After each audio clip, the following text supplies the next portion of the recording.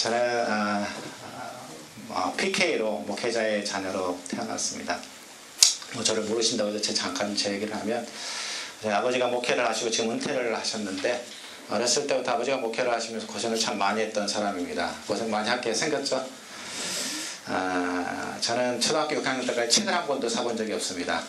집에 있는 건 성경책밖에 없었습니다. 그래서 많이 읽었던 건 성경책 읽고, 제가 어디를 가든 성경 퀴즈 대하면 다 쓸어왔습니다. 그러다가 한 번은 어떤 시골 교회 가가지고 성경 퀴즈 대회에서 다 쓸어왔다고 얼마나 어머니한테 혼났는지, 시골 교회 가서 그 코 묻은 거 다 상품 쓸어왔다고 얼마나 혼났는지 그 뒤부터는 앞에 나가는 일을 잘 안 합니다. 그리고 초등학교 5학년 때는 영양실조로 실명할 뻔도 했고, 제가 대학교까지 안경을 썼던 사람입니다. 근데 하나님 은혜로 갑자기 눈이 좋아졌습니다. 지금은 1.2인가 1.0인가 그렇습니다. 병원에서도 이건 특이한 케이스라고 얘기합니다. 왜 이렇게 가난하게 살았냐면, 할아버지가 굉장히 부자였는데 예수님을 안 믿으셨습니다.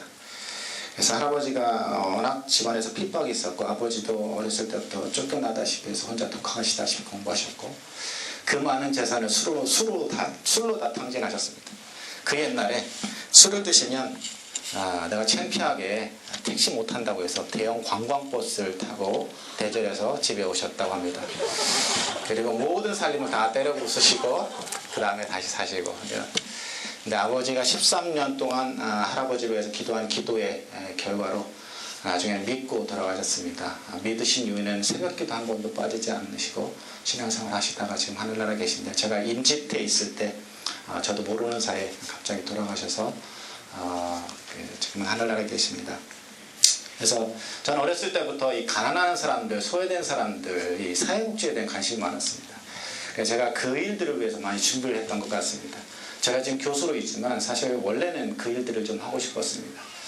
근데 사실은 갑자기 하나님께서 1990년대에 저를 선교로 부르셨습니다.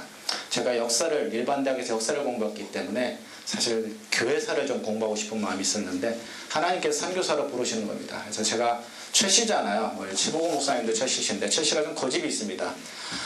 제가 좀 안 한다고 버틴기다 하나님께 굴복하고 말았습니다. 그래서 그때부터 13년 동안 이슬람 도시빈민 선교를 위해서 준비를 했습니다. 옥스퍼드 선교대학원에 가서 이슬람 학을 공부하다가 미국에 가서 텍사스에서 석사학위 하나 하고 박사학위 마치고 선교사로 훈련받기 위해서 저는 사실 한국에 들어왔습니다.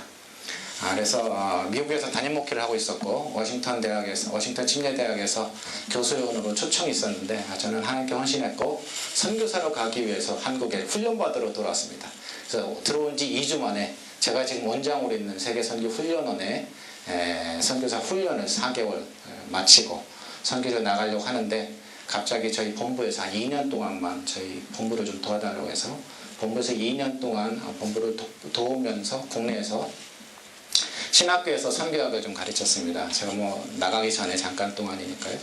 근데 제가 파송 날짜가 정해졌는데 12월 5일 날이 파송이었는데 10월 30날 파송식이 전격적으로 취소가 됐습니다. 그리고 침례신학대학교 교수요원으로 초청이 들어왔습니다. 저한테는 굉장히 힘든 일이었습니다. 아마 이 얘기를 하시면 굉장히 기분 나빠하시는 분들 많을 겁니다. 교수가 되기 위해서 준비하시는 분들이 많기 때문에. 근데 저는 교수가 되는 게 힘들었던 사람입니다. 왜냐면 제가 선교 안 한다고 했는데 그렇게 하라고 해가지고 13년을 준비하게 하다니, 마지막 한 달 남겨놓고 이 트시는 하나님이 도대체 이게 안 됐습니다. 이게 도대체 뭡니까? 처음부터 교수하라고 했으면 교수를 준비했을 텐데. 그래서 그때부터 지금 반항하기 시작했습니다. 제가 워낙 반항을 많이 했던 사람입니다. 제가 쉽게 하나님 앞에 순종하지 않는 사람입니다. 목사인데도 불구하고 제가 13년 준비했던 게 너무나도 아까워서 제 계획과 제 생각들이 있었기 때문에, 그때 제가 원형 탈모로 머리가 빠지기 시작했고요. 영수성 식도염으로 제가 3개월 동안 병원을 다녔습니다. 근데 결국 하나님께 굴복하고 지금 침례신학대학교 선교학 교수로 좀 가 있습니다.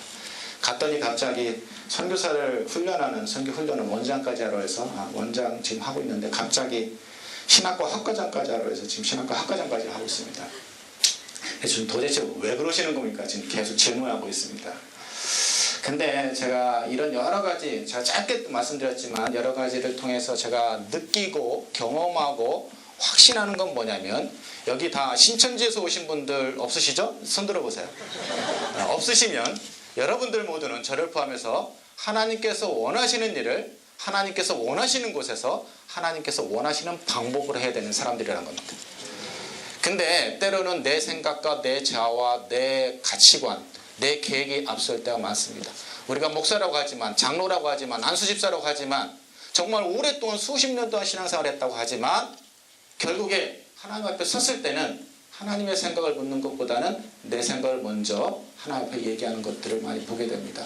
저는 그런 경험들을 굉장히 많이 했습니다. 철시라 그런지 아니면 성질이 더러워서 그런지 정말 하나님께서 저를 코너로 모르셔서 도저히 물러설 수 없을 때까지 저를 모시는 것들을 많이 경험합니다. 요즘에는 무조건 그냥 하나님 하라는 대로 하자라는 생각을 하는데 아직까지도 제가 안 죽어가지고요. 아직까지도 좀 반항할 때가 좀 많이 있습니다. 지금은 하나님께서 원하시는 때까지 언제든 뭐 선교지 가라 그러면 얼마 전에 어떤 선교사님이 제가 하도 바쁘니까 야 교수 때려치고 선교지 가자 그러시던데 하나님께서 가라시면 언제든지 갈 마음이 있고요.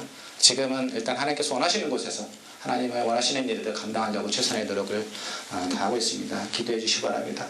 오늘 이 강의를 1시간 반을 저한테 부탁하셨는데 사실 이 모임에 대한 굉장한 애착이 있으신 것 같아요. 최봉호 목사님이 그 추운 날 대전까지 내려오셨습니다.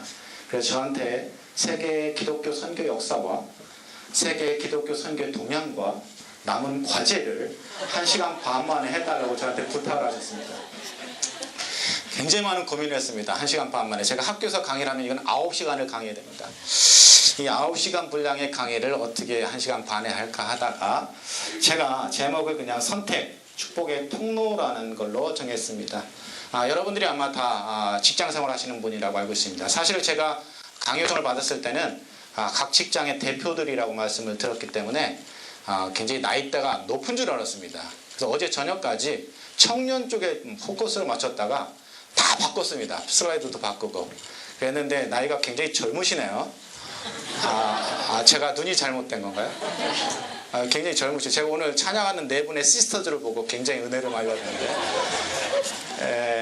오늘 제가 이 선택 축복의 통로라는 제목으로 간단하게 여러분들의 직장 생활하는 거 연관시켜서 제가 좀 말씀을 드리려고 합니다. 오늘 특별히 주제가 선교이기 때문에 선교에 관련돼서 말씀을 드리겠습니다.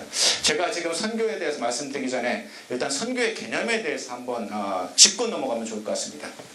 여러분 선교 그러면 뭐라고 생각하십니까? 비행기 타고 저 멀리 가가지고 고생 직사하게 하는 것 이게 선교라고 생각하십니다. 그렇기 때문에 선교는 나하고는 상관없다고 생각합니다. 근데 여러분 좋아하시는 존 스토트 목사님이 선교를 이렇게 정의합니다. 하나님께서 하나님의 백성을 이 땅 가운데 보내셔서 하도록 한 모든 활동을 선교로 정의합니다. 여러분 세상에 지금 71억의 인구가 살아가고 있습니다. 그 71억의 인구 중에 23억이 기독교인입니다.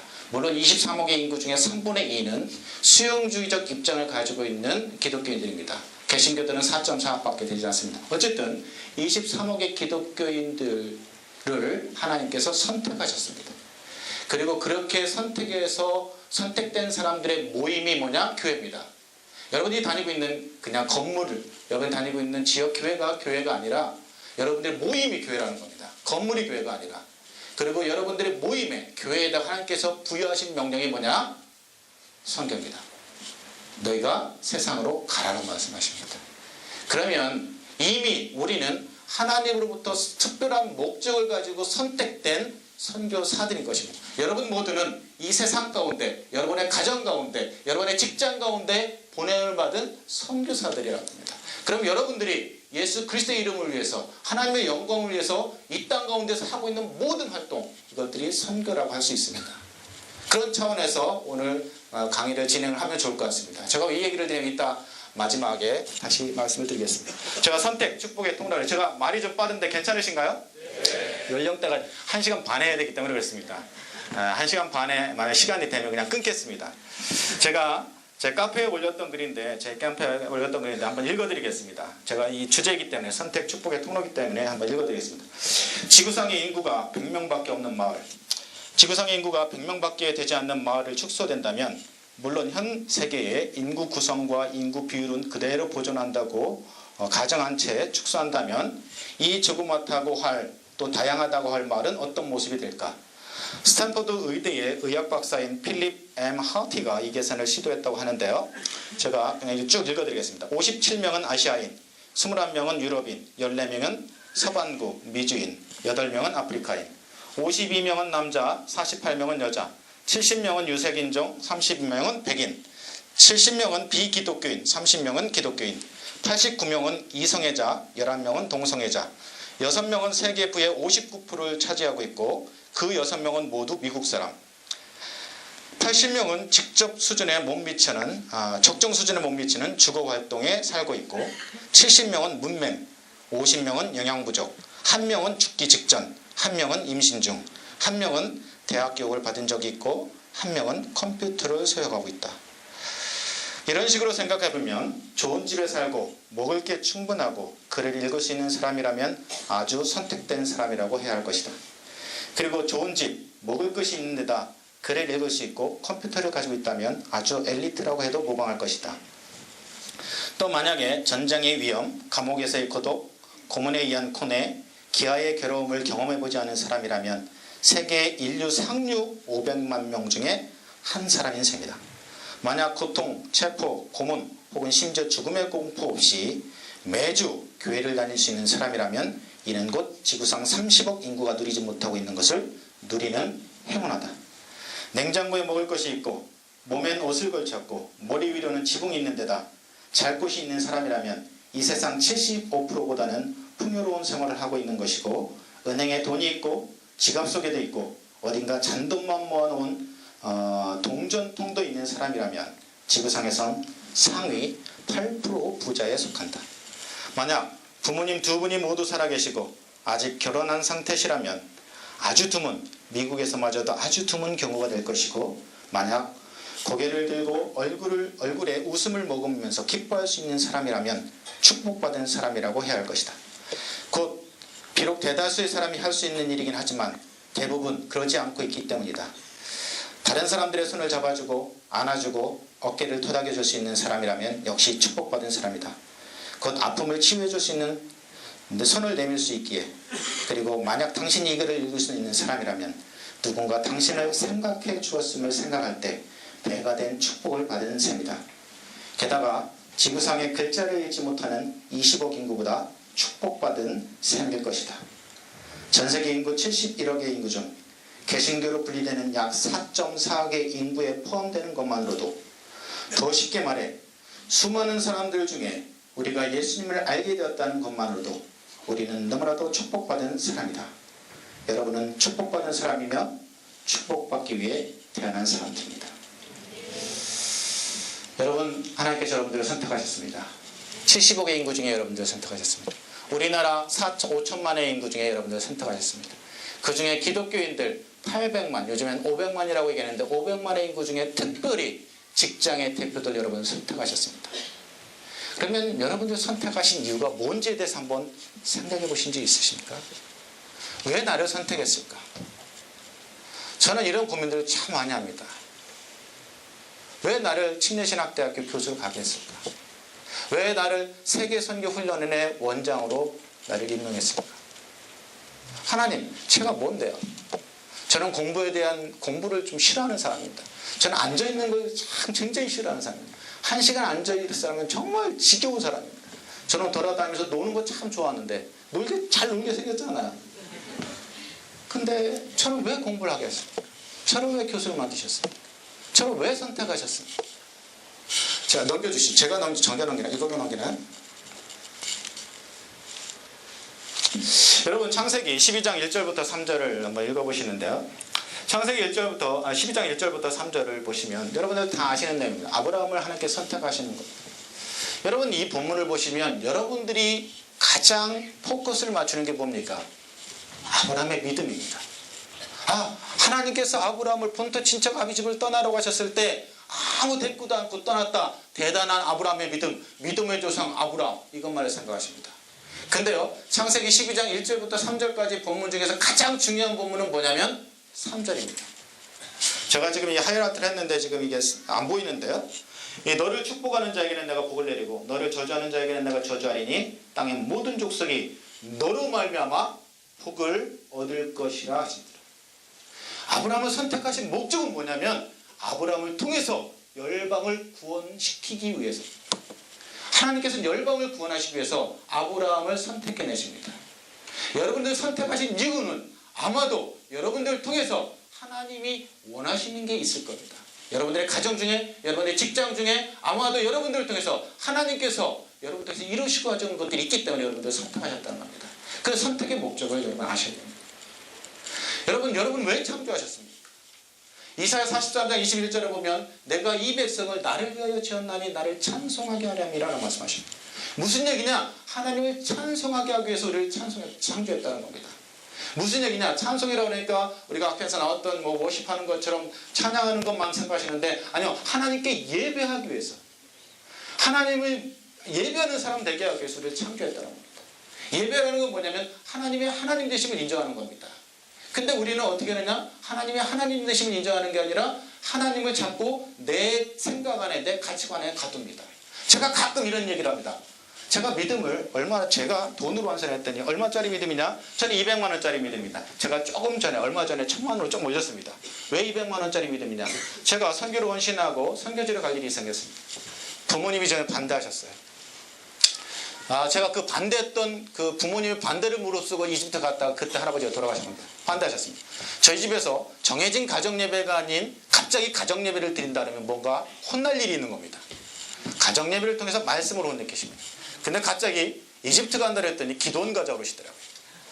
따라갔습니다. 따라가가지고 반만한 기도원에서 또 저쪽 가서 기도해야 2시간 동안 기도하고 그래도 가야 되겠네 이래서 가겠습니다. 그래서 가는데 돈이 있어야죠. 하나님께 그래서 새벽마다 나가서 기도했습니다. 하나님, 제가 이집트 지금 목숨 걸고 가는 겁니다. 지금 부모님도 몰랐지만 저 못 들어올 전제를 가지고 그때 특수한 케이스에 갔습니다. 저 목숨 내놓고 저 이집트 가가지고 스피커스 피라미드도 못 보고 나온 사람 저밖에 없을 겁니다. 전 세계에. 그때 돈 200만 원 하나님께 책임져 주셔야 되잖아요. 제가 선교한다고 안 했잖아요. 하나님 하라 하셨잖아요. 그래서 제가 가겠다고요. 그러니까 200만 원 주세요. 새벽마다 기도했는데 일주일 때 됐을 때 안 믿는 친구가 200만 원을 가져왔습니다. 그래서 제가 생각했습니다. 내가 기도하면 하나님께서 200만 원을 주시는구나. 저는 200만 원짜리 믿음입니다. 만약에 지금 제가 200억의 돈이 필요하다. 하나님께 주실까? 제 대답은 I'm not sure입니다. 왜? 제가 받아본 경험이 없어요. 저는 200만 원짜리 믿음을 가지고 있기 때문에. 왜? 우리가 경험한 것들을 가지고 자꾸 그게 하나님의 능력이라고 자꾸 우리가 가둬놓는 경우들이 많아요. 하나님의 능력은 200억이 아니라 2000조가 필요하더라도 능히 주실 수 있는 분인데 내가 경험한 것, 내가 느낀 것, 내가 생각한 걸 가지고 하나님은 요만큼이라고 생각합니다. 자꾸 하나님을 자꾸 축소시키는 것들을 보게 됩니다. 근데 하나님께서는 무한한 능력을 가지고 계십니다. 그 하나님께서 여러분들을 통해서 놀라운 일들을 감당하기를 원하십니다. 그래서 여러분들을 선택하신 겁니다. 여러분들의 직장에 얼마나 많은 비그리스도인들이 있는지 모르겠습니다. 여러분들이 살고 있는 동네에 얼마나 많은 비그리스도인들이 있는지 모르겠습니다. 근데 여러분들을 통해서 놀라운 일들을 감당하기를 원하신다는 겁니다. 이게 자꾸 안 넘어가네요.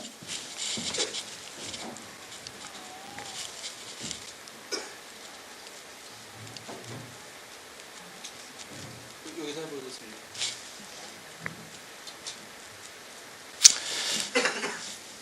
그래서 하나님께서는 우리를 왜 창조하셨느냐? 하나님을 예배합니다. 근데 아까 말씀드렸던 것처럼 지금 전 세계 70억의 인구가 살아가고 있습니다. 그 중에 23억을 제외한 대부분의 사람들은 아직까지도 예수를 믿지 못하고 있습니다.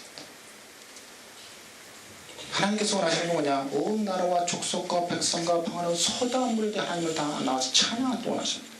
70억의 인구가 나와서 하나님을 호산나요 하나님을 찬양하려다 찬양하기를 원하십니다.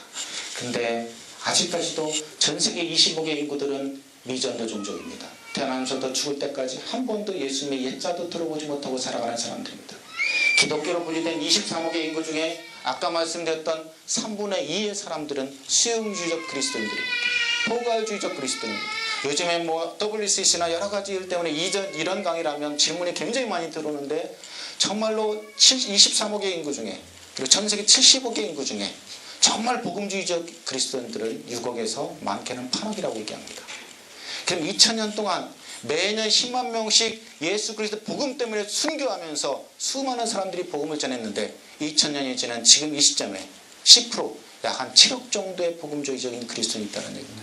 무슨 얘기냐? 아직까지도 전 세계는 60억 이상의 인구들이 예수님에 대해서 잘못 알거나 예수 그리스도의 복음을 모르거나 들어보지도 못하고 살아간다는 겁니다.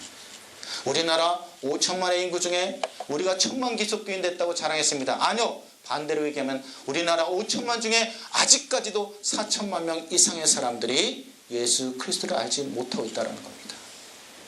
그렇기 때문에 우리는 선교해야 됩니다.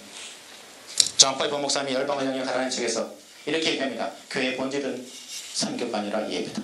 왜? 궁극적으로 보면 예배입니다.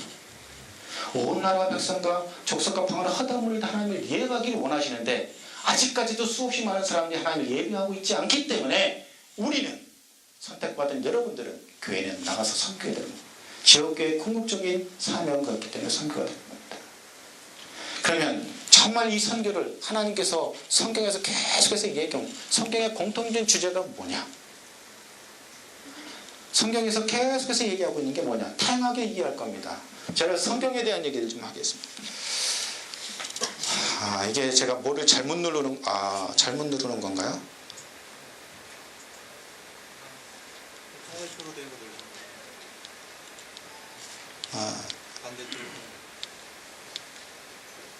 하나님께서 태초에 하나님이 천지를 창조하시나 하나님이 천지를 창조하십니다. 그리고 하나님께서 천지를 창조하셨는데 1장 28절에 보면 생육하고 번성하라고 문화명령을 주십니다. 근데 3장에 인간이 타락하게 됩니다. 그래서 12장에 하나님께서 아브라함을 선택하십니다. 이스라엘 백성들을 선택하십니다. 근데 그 이스라엘 백성들이 선민의식에 빠져서 하나님의 뜻을 분별하지 못합니다. 결국은 어떻게 되느냐? 예수님께서 이 땅에 오십니다. 예수님께서 이 땅에 오셔서 이 땅 가운데 교회를 나가시고 교회를 통해서 열방에 많은 사람들이 주님께 돌아오는 것들을 어디다 눌러야 되는 거예요? 이제 안 넘어가는데요.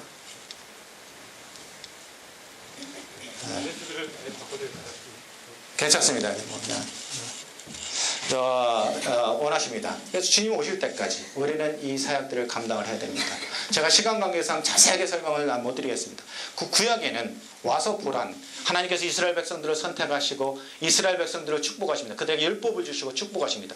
하나님의 말씀에 순종하면 그들을 축복하시고 그들이 하나님의 말씀에 불순종하면 그들을 징벌하십니다. 이것들을 통해서 이방 민족들이 와서 보라라는 구신적 선교, 그러니까 구신적 개념의 선교였습니다. 그래서 이스라엘 백성들이 축복받는 걸 보고 너희들도 이스라엘 백성들처럼 하나님의 백성이 되라라는 개념이 구약에 나타나는 선교 개념입니다. 근데 신약에 예수님 오시고 나서는 이 개념이 바뀌어버립니다. 원심적인 개념으로 바뀌어버립니다.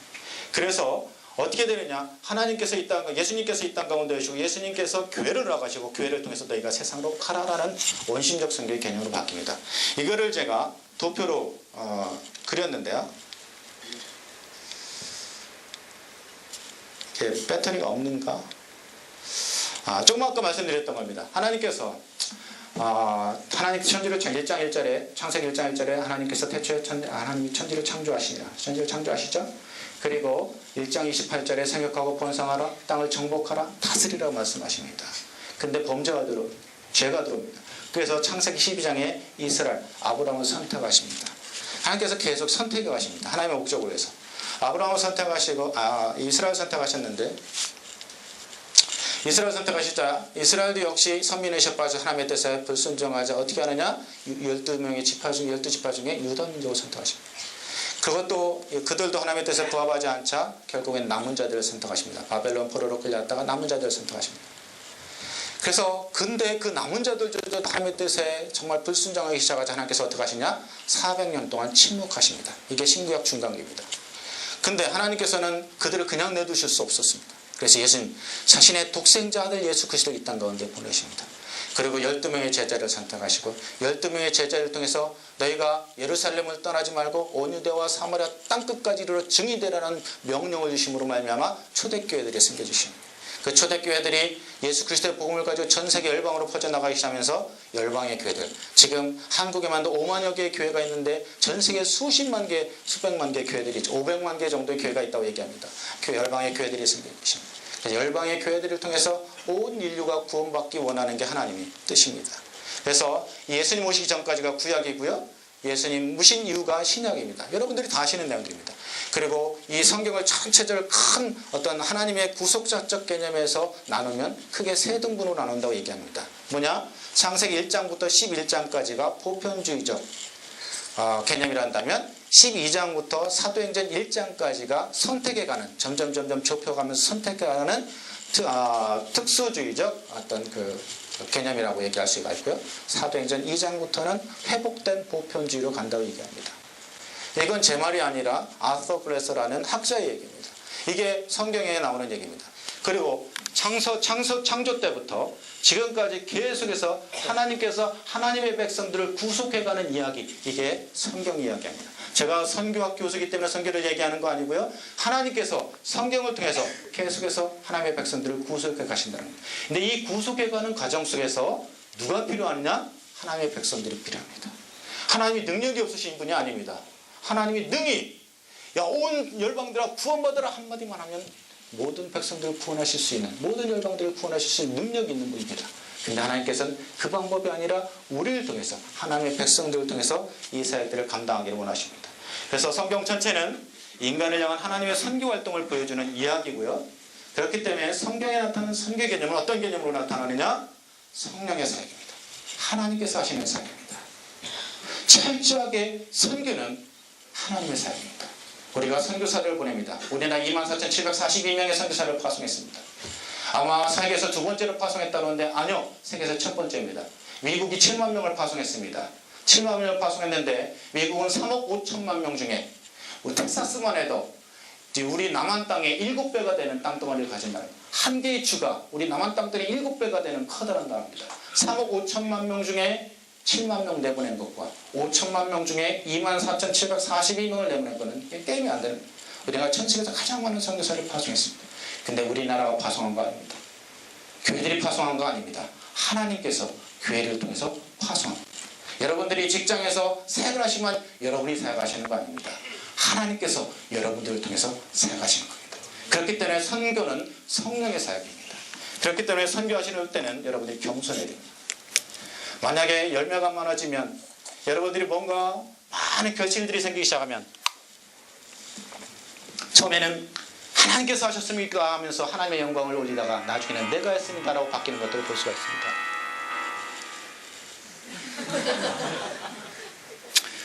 이게 영적 전투가 심한 모양이군요.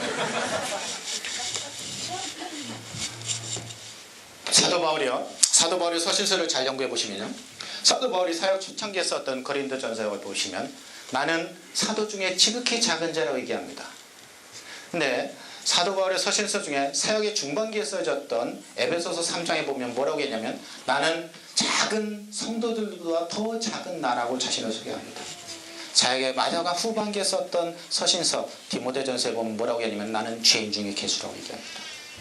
무슨 얘기냐? 선교는 철저하게 하나님께서 하시는 사역이고 성령님의 사역이고 우리는 그분의 도구로 그분의 손에 들린 바가 되어서 쓰임받는 사람들이랍니다. 그렇기 때문에 우리는 하나님 앞에서 겸손해질 수밖에 없는 겁니다. 선교는 성령님의 사역입니다. 그리고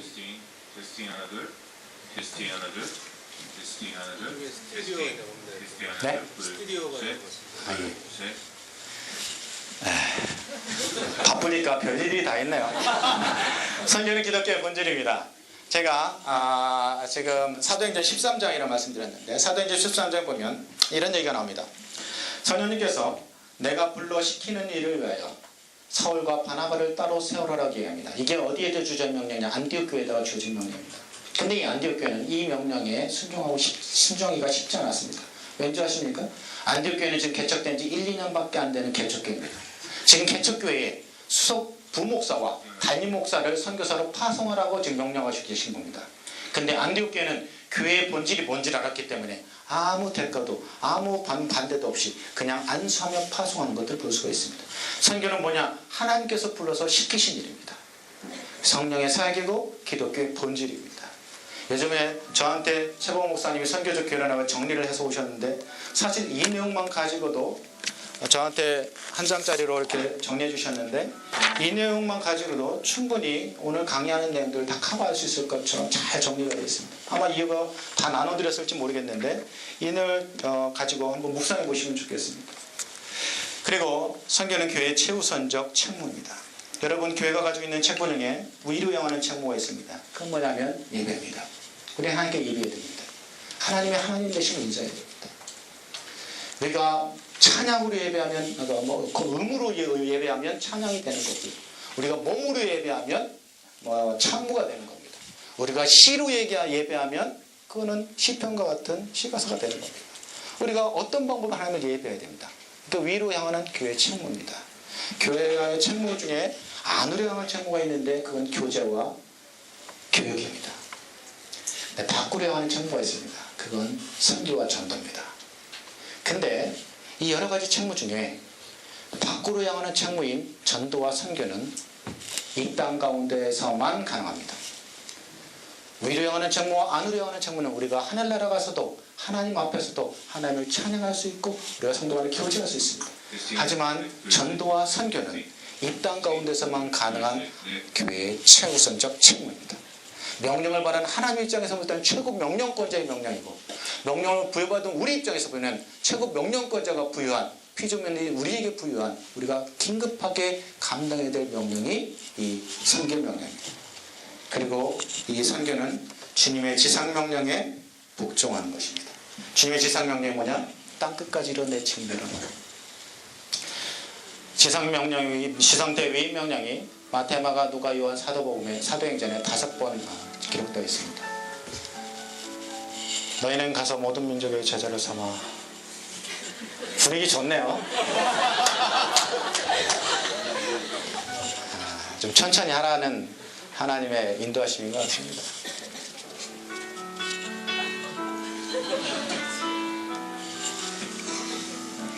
우리 찬양할까요? 땅끝까지 이뤄내치게 되려는 하나님의 명령입니다. 그 명령을 따라서 수없이 많은 사람들이, 초창기에 여자들이, 노예들이, 상인들이, 군인들이 주님의 복음을 전하기 시작합니다. 그래서 예루살렘에서 시작된 복음이 점점 확산되어 나가기 시작합니다.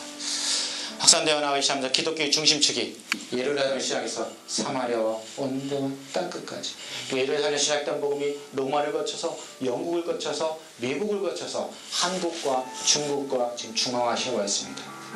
지금 백두 제루살렘이 신학적인 문제로 많은 고초를 당하고 있지만 어쨌든 복음이 북쪽으로도 갔고 동쪽으로 갔지만 크게는 서쪽으로 서진을 해왔습니다. 그래서 중앙아시아에 지금 걸쳐 있습니다. 그래서 우리가 이 복음을 계속해서 밀고 예루살렘까지 들어가느냐, 아니면 이슬람에 의해서 다시 밀리느냐, 지금의 기로에 서 있는 단계입니다. 그래서 기독교 중심축이 이렇게 변해가고 있는데요. 이렇게 수없이 많은 시간 동안에, 2000년의 시간 동안에 많은 사람들이 예수 그리스도의 지상대 위임 명령에 순종해서 복음을 전하기 시작했습니다. 근데 지금 상황에 보니까 어떻게 되느냐, 지금 2000년이 지난, 지금 2014년인데 2014년 지금 현재 기독교인의 인구가 전체 전 세계 인구가 71억입니다. 그 중에 기독교인의 인구가 23.4억입니다. 이슬람의 인구가 16.7억입니다. 힌두교가 9.8억입니다. 불교가 4.9, 한 5억 정도 됩니다. 그러면 33%의 퍼센테이지를 갖고 있는 기독교가 가장 큰 종교라고 생각하시는데 아니요, 그렇지 않습니다. 왜 그렇지 않느냐? 기독교는요, 천주교와 개신교와 정교와 독립교회 모든 것들을 다 끌어모았을 때 23억입니다. 저는 선교적 관점에서 천주교만 구분시켜 놓고 보면 전 세계에서 가장 큰 종교는 이슬람이라고 얘기합니다. 이슬람 16.4억, 천주교 12억입니다. 그 다음에 힌두교 9.8억. 왜 제가 천주교를 갈라놓고 보느냐? 저는 이번에 천주교 백그라운드를 가지고 계신 분들이 있을지 모르겠습니다. 신학적으로 끝나고 나면 저한테 달려와서 질문하실 분들도 있을지 모르겠습니다. 저는 천주교인들 중에서도 예수 그리스도를 통해서 구원받기 때문에, 믿음으로 말미암아 구원받기 때문에 천주교인들 중에서도 구원받는 사람이 있다고 믿습니다. 하지만 천주교가 가지고 있는 신학과 가르침과 교리들은 성경에서 벗어난 것들이 너무나도 많습니다. 어쩌면 우리가 천주교인들한테 가서도 정말 예수 그리스도의 진짜 복음을 전해야 될 선교의 대상일 수도 있습니다. 그런 관점에서 저희가 천주교를 나눠놓고 보면 가장 큰 종교는 16.4억을 가지고 있는 이슬람, 그 다음에 12억 천주교, 그 다음에 9.8억 힌두교, 이런 구조를 가지고 있습니다. 이게 지금 제가 나누는 건데요.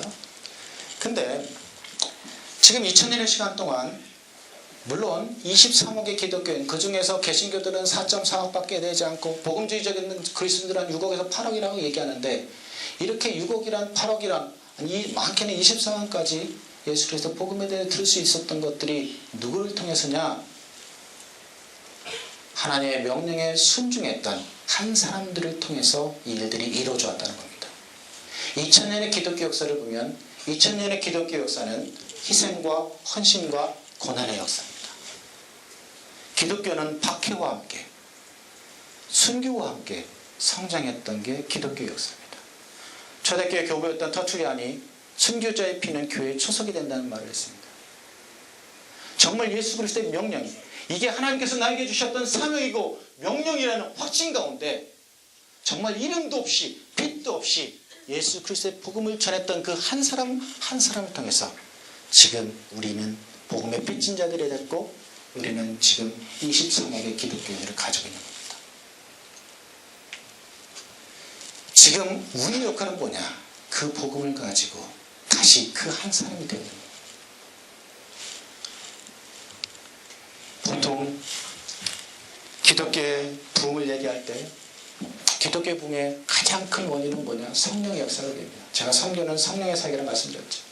성령의 역사라고 얘기하는데, 성령의 역사를 얘기할 때 보통 벙커스 위에 비유합니다. 여러분 석유회사 다니는 분이 있는지 모르겠지만, 벙커스유는 석유를 추출할 때 가장 마지막에 나오는 아주 뻑뻑한 기름이 벙커스유입니다. 여러분 군대에서 아마 남자분들은 벙커스유를 아마 접해보신 분들이 있을지 모르겠는데, 벙커스유에다가 불을 붙이면 안 붙습니다.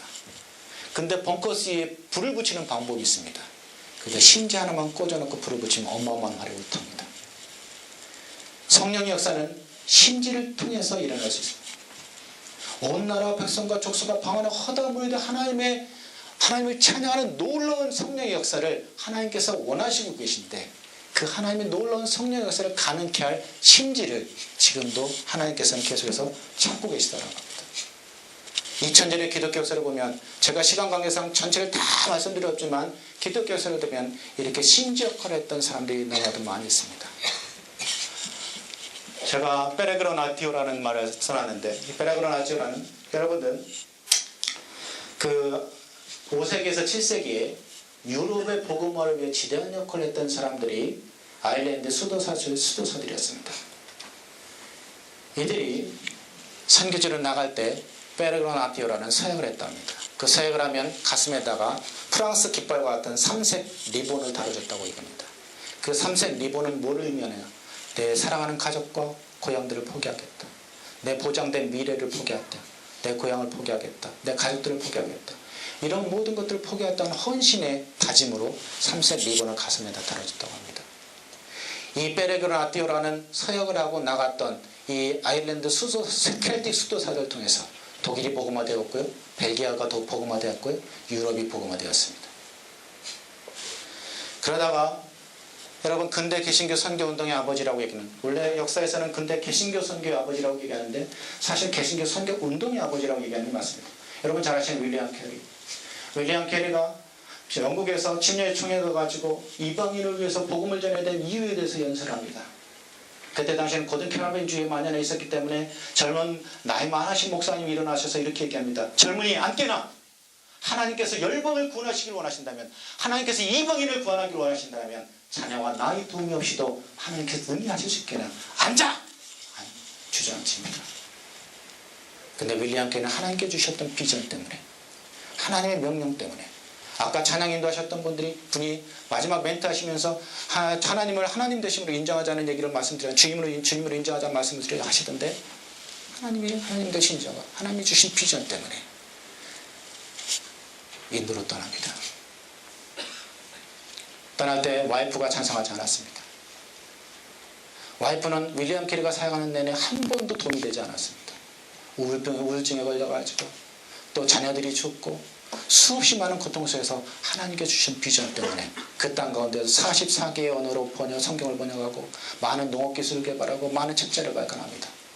윌리엄 캐리를 통해서 많은 선교회들이 일어나기 시작합니다.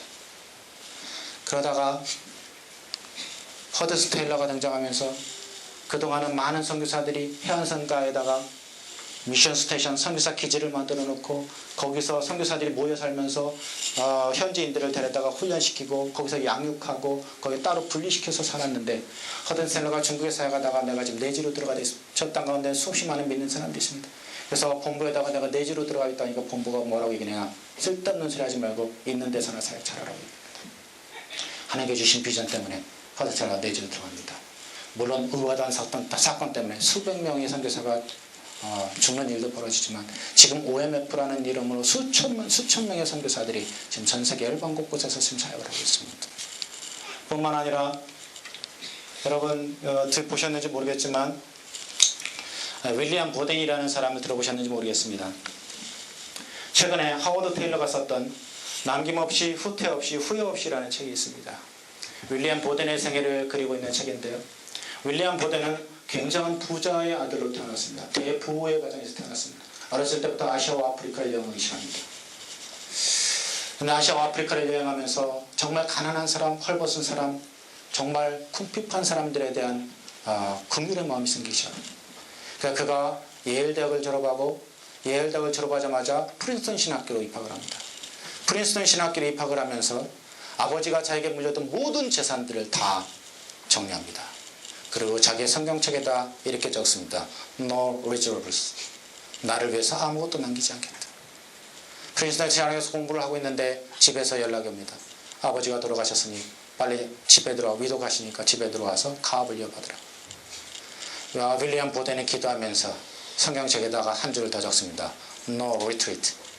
결코 후퇴하지 않겠다. 하나님께 주신 비전 때문에, 하나님께서 내가 주시게 맡겨진 사명 때문에 내가 뒤로 물러서지 않겠다.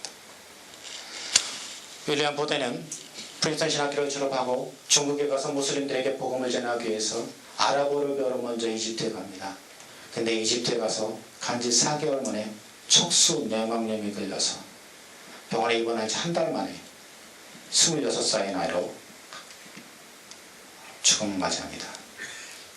그의 동료들이 윌리엄 보덴의 유품들을 다 정리해서 집에 보내줬는데 집의 식구들이 윌리엄 보덴의 유품들을 정리하면서 성경을 열어보니까 밑에 한 줄이 더 적혀 있었습니다. No regret. 결코 후회하지 않겠다.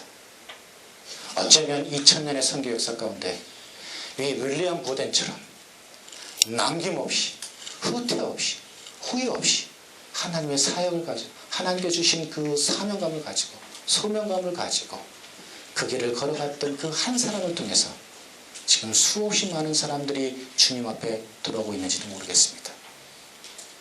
그래서 하나님께서는 지금도 이 중에서 그 한 사람을 찾고 계십니다.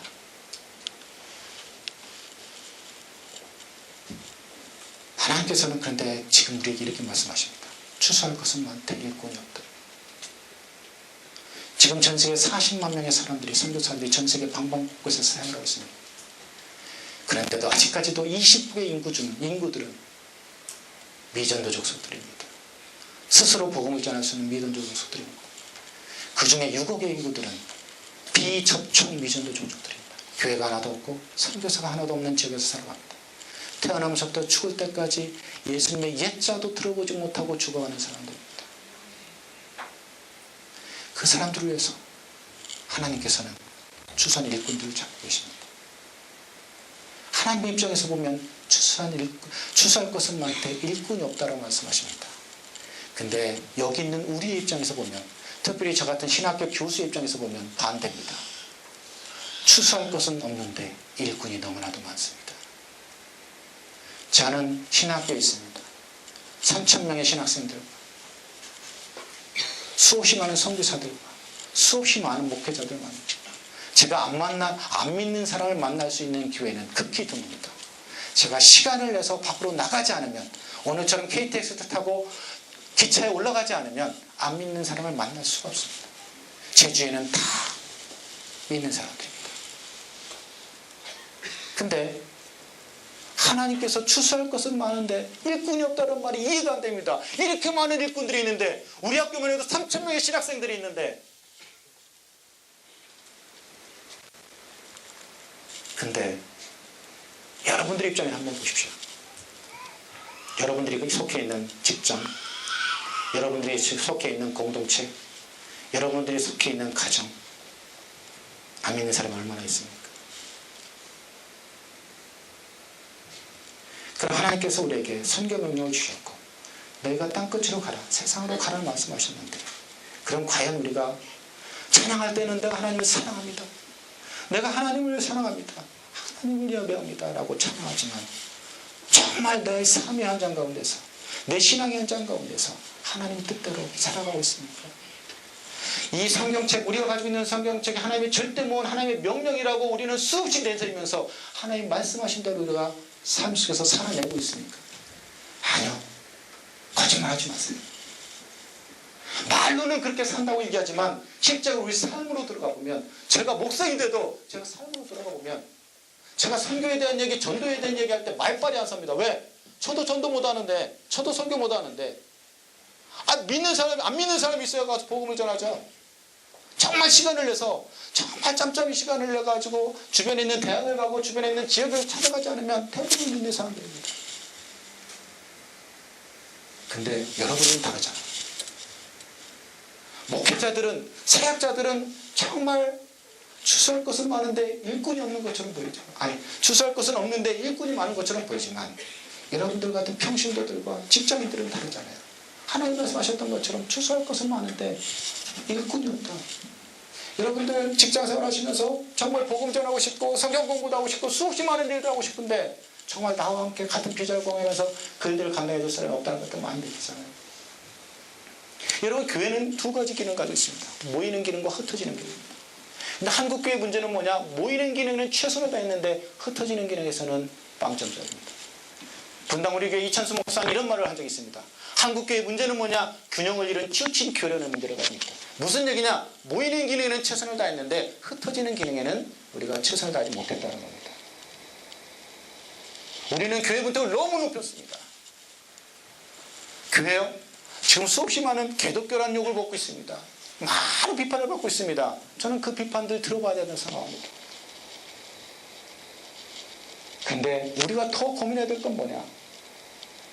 교회가 교회로서의 기능을 하느냐 마느냐 합니다. 교회는 정말 의로운 사람들이 모여가지고 자신의 의를 자랑하는 곳이 아니라 정말 죄인들이 모여서, 죽을 수밖에 없는 사람들이 모여서 변화받는 곳이 교회가 된다는 겁니다. 근데 과연 교회에서 그런 변화가 있습니까? 그런 변화가 있어서 그 변화된 사람이 세상 속에 나가서 빛과 소금의 역할을 감당하고 있습니까? 성경에 보면 너희들이 세상의 빛이라고 얘기합니다. 세상의 소금이라고 얘기합니다. 너희가 목회자나 목사가 되면, 너희가 집사가 되면, 너희가 정말 장로가 되면 빛이 될 것이다, 소금이 될 것이다 얘기하고 있는 게 아니라 너희가 세상의 빛이다, 세상의 소금이다, 기독교인들의 정체성에 대해서 얘기합니다. 무슨 얘기냐? 너희는 세상의 빛으로서 살아가야 된다, 소금으로서 살아야 된다. 뭐냐? 세상과는 좀 구분되어야 된다는 말입니다. 세상에 영향력을 줄 수 있어야 된다는 얘기입니다. 근데 기독교인들이 세상 속에서 영향력을 주고 구분된 삶을 살아가고 있습니다. 제가 대전에서 설문조사를 한번 했습니다. 중고등부 대상으로. 안 믿는 사람, 믿는 사람, 중고등학생들 대상으로 설문조사를 했습니다. 담배, 술, 성관계, 믿는 사람, 안 믿는 사람 통계를 따로 냈는데 놀랍게도 똑같이 나왔습니다. 뭐냐? 죄인들이 들어와서 변화받아야 되는데, 그 변화받고 세상 속에 나가서 영향을 주는 삶을 살아야 되는데 변화되지 않고 있다는 겁니다. 세상 교회가 의로운 사람들만 모이는 곳이 아니기 때문에 죄인들이 들어온다고 욕먹는다? 욕먹어야 됩니다. 왜? 죄인들이 들어와서 변화받는 곳이 교회이기 때문에. 근데 죄인들이 들어와서 변화받지 못한다? 교회가 변화가 안 일어나고 있다? 교회가 세상 속에서 빛과 소금의 역할을 감당하지 못하고 있다? 그 부분에 대해서는 우리가 비판을 강요해야 됩니다. 우리는 교회의 이 두 가지 기능을 반스를 맞춰가야 됩니다. 근데 이게 지금 깨달았습니다. 그렇게 해도 하나님께서는 수없이 많은 그리스도인들 중에서 23억의 그리스도인, 복음주의적 7억인 그리스도인, 한국에 있는 800만의 그리스도인, 그 중에서 정말로 거듭났다고 인정할 수 있는 2,300만의 그리스도인들 중에서 한 사람을 찾고 계십니다. 세상에서 빛과 소금의 역할을 감당할 수 있는 그 한 사람. 레레미야 5장 1절에 보면 너희는 예루살렘 거리로 빨리 다니며 그 넓은 거리에서 찾아보고 알라, 너희가 만일 정의를 행하며 진리를 구하는 자를 한 사람이라도 찾으면 내가 이 성읍을 용서하리라. 하나님께서 그 한 사람을 지금 찾고 계십니다. 저는 여러분이 여기 지금 한 200여 명 앉아 계신데 그 한 사람이 이 안에 있기를 원합니다. 여러분 한 사람이 되기를 원합니다. 전 세계 선교 현황에 대해서 말씀드려서 좀 몇 가지 말씀드리면, 전 세계 선교 현황을 좀 얘기할 때 많은 학자들이 뭐라고 얘기하냐면 위기 상황이라고 얘기합니다. 위기 상황이란 말은 여러분 한자로 제가 써드렸는데 위험과 기회가 공존한다는 말입니다. 우리가 어떻게 대처하느냐에 따라서 위험이 될 수도 있고 기회가 될 수도 있다는 말입니다. 근데 선교라는 건요, 예전에 복음주의 선교학에서 우리가 변화의 포커스를 많이 맞췄습니다. 세상이 변하고 있습니다. 변화의 포커스를 많이 맞췄습니다. 근데 최근에 하나가 더 붙었습니다. 속도입니다. 스피드. 세상이 급변하고 있습니다. 근데 우리는 그리스도인들이 세상 속에서 고정된 관역이 아니라 움직이는 관역을 맞추는 사역들을 해야 되는 사람들입니다. 그럼 세상의 변화에 민감해야 됩니다. 그 세상이 뭘 원하고 있는지, 하나님께서 이 세상 가운데서 어떤 일을 하기를 원하시는지, 이런 것들에 민감해요. 그런 과정에서 세상의 패러다임, 선교의 패러다임이 다 바뀌기 시작합니다. 그 선교의 패러다임을 바꾸게 된 대표적인 게 뭐냐면 세계화입니다. 옛날에 선교 그러면 풀타임 전임들이요, 신학교육을 받은 목회자들이요, 정말 선교지에 오래 체류하는 사람들이요, 저 멀리 비행기 타고 가가지고 하는 것이 선교라고 생각했습니다. 근데 선교 전환이 급변하고 있습니다. 예, 저 멀리 가지 않아도 저 멀리 있는 사람들이 다 우리 지금 앞마당에 되어버렸습니다. 근데 우리는 선교를 정말 이분법적으로 생각해서 멀리 가야 된다고 생각하니까 지금 들어와 있는 사람들에 대해서는 전혀 관심이 없습니다. 제가 대전에서 외국인 노동자 사역을 처음으로 만들었었던 사람입니다. 선교 헌신하면서. 근데 제가 해봤지만 정말 밑빠진 독에 물 붓고 10년을 하고 저희가 회의를 했습니다. 이거 계속 해야 되느냐. 어마어마한 돈을 투자하고 어마어마한 일들을 하고 있는데 열매가 없습니다. 10년 만에 우리가 고민하면서 회의한 결과 한 영혼을 천없다 귀하게 여기는 아버지의 마음을 가지고 계속하자. 지금도 계속하고 있습니다. 하는데 얼마나 지치는지 모릅니다. 중국 박사들 연구단지, 대전에 연구단지가 있는데요, 연구단지 그때 당시만 해도 외국인 박사들이 300여 명 들어와 있습니다. 그들에게 복음을 전하는 일을 합니다. 2년 동안 교환 연구원으로 왔기 때문에 2년 동안 어마어마하게 섬기고 마지막 떠나기 직전에 기도하면서 그들에게 복음을 전합니다. 그럼 그들이 이렇게 얘기합니다. 우리는 공산당입니다. 우리에겐 종교가 없습니다. 정말 충격적입니다. 그렇게 섬겼는데. 근데 한마디 더 합니다. 근데 당신들의 섬기는 모습을 보면 뭔가 있는 것 같습니다. 한번 생각을 해보겠습니다. 그러고 갑니다. 이 일들을 계속 해야 되느냐? 정말 여러분들 직장생활 하다 보면 그렇게 섬겼는데 밥도 사주고 수없이 많은 일을 했는데 변화가 안 일어나잖아요. 계속해야 되느냐? 제 대답은 계속해야 됩니다. 왜? 한 영혼을 천하보다 귀하게 여기는 아버지의 힘을 가지고 일을 해야 되기 때문에. 우리는 복음을 전하는 사람들이지 그들을 구원하는 사람은 아닙니다. 그들을 구원하는 건 하나님의 몫입니다. 우리는 예수 그리스도의 복음을 그들에게 전하는 역할을 감당하면 됩니다. 내가 하려고 하면 힘들어집니다. 선교는 기쁘게 됩니다. 선교는 하나님께 기뻐하시는 건데 내가 하는데 기쁘지 않다, 부담스럽다 이러면 서서 내가 더 하나님께 물어봐야 돼요. 근데 세계화, 사실 경제를 설명하기 위한 개념으로 들어왔던 세계의 개념, 세계화의 개념이 선교학에 도입되면서 이 세계화 때문에 이제는 가지 않더라도 우리에게 이미 와 있는 사람들한테 갈 수 있는 기회들이 너무나도 많이 열렸습니다. 여러분 직장 속에도 아마 외국인들, 노동자들 많이 있는 사람들이 있을 겁니다. 또 하나, 지금 선교를 어렵게 하는 이유 중에 하나는 선교 제한 지역이 너무나도 증가하고 있다는 거예요. 선교 제한 지역, 지금 전 세계 약 140개국의 나라들이 선교사의 비자를 금하고 있습니다. 전 세계 나라 수가 몇 개냐? 어떤 사람은 237개다 그러고 어떤 사람은 270개다 그러고 하는데 약 한 270개에서 290개 정도 된다고 얘기합니다. 근데 약 한 140개국의 나라들이 선교사의 비자를 금하거나 제한하고 있습니다. 2025년이 되면 170개국으로 늘어난다고 얘기합니다. 그럼 누군가는 복음을 들고 그들에 가서 복음을 전해야만 그들이 구원받을 수 있는데 선교사가 갈 수 없다는 겁니다. 근데 갈 수 있는 방법들이 있습니다. 비즈니스맨들, 전문인들, 또 여러 가지 어떤 단기 선교사들, 이런 사람들은 언제든지 갈 수 있습니다. 만약 여러분들이 파견 근무를 한다, 여러분들은 충분히 가서 비자를 받고 살아갈 수 있습니다.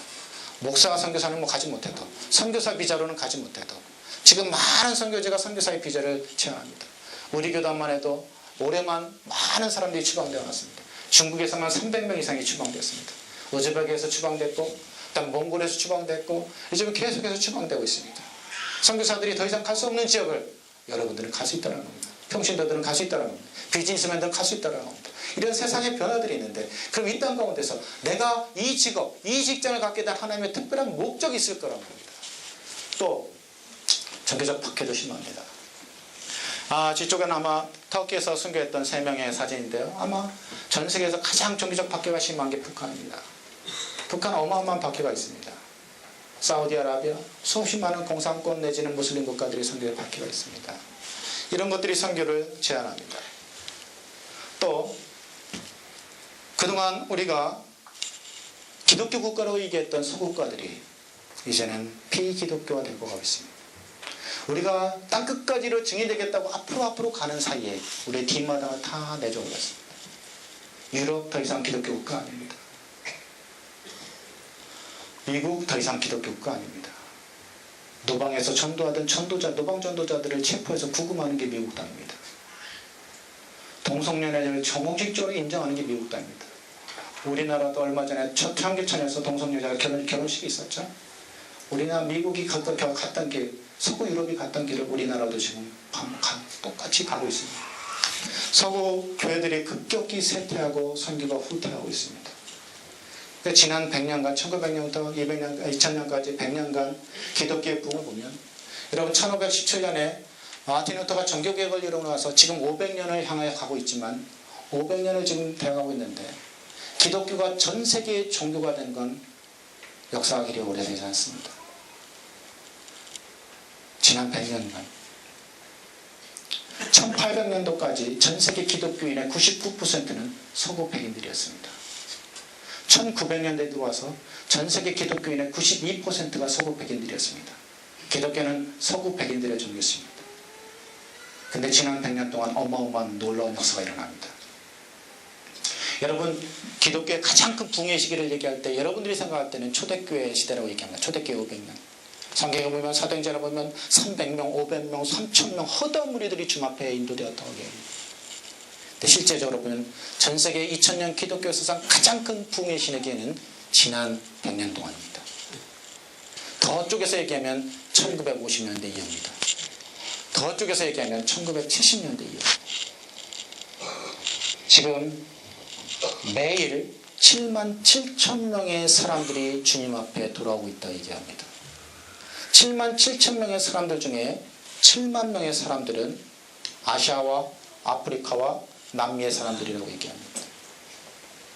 그러면서 이제 1900년도까지 8%밖에 되지 않았던 그리스도인의 숫자가 이제는 더 많아졌습니다. 더 많아진 이유 중에 하나는 뭐냐면, 많은 성장과 함께 아시아 인구가 워낙 많습니다. 70억의 인구 중에 41억이 아시아 사람들입니다. 선교사의 숫자도 이제는 서구보다는 비서구의 선교사들이 더 많아졌습니다.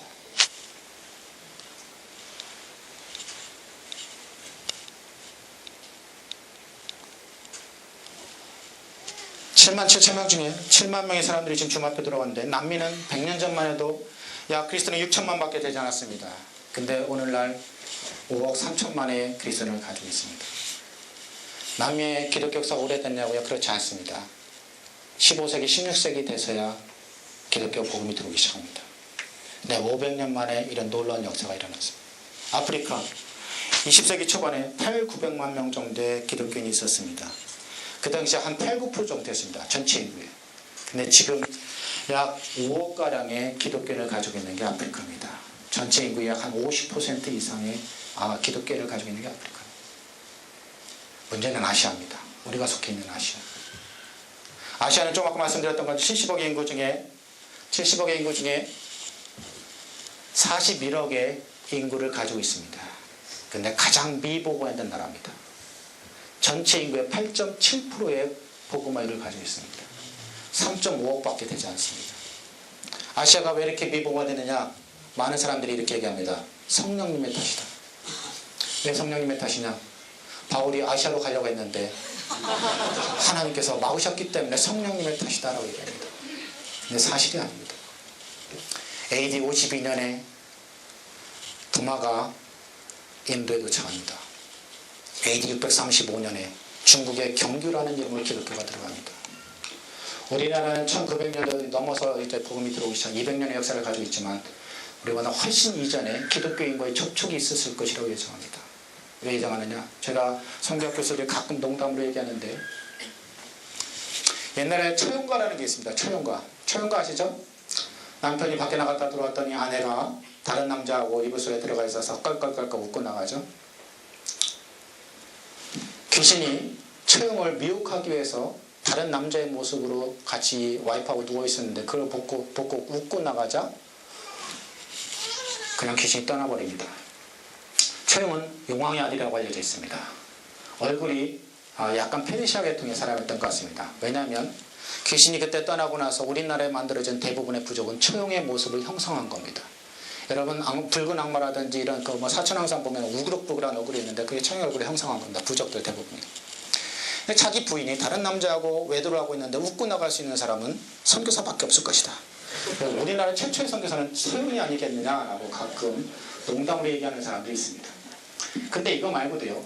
문서상 기록은 없지만 불국사를 해체 복원하는 당시에 경교의 십자가와 마리아가 아기 예수를 안고 있는 조각상이 발견됐습니다.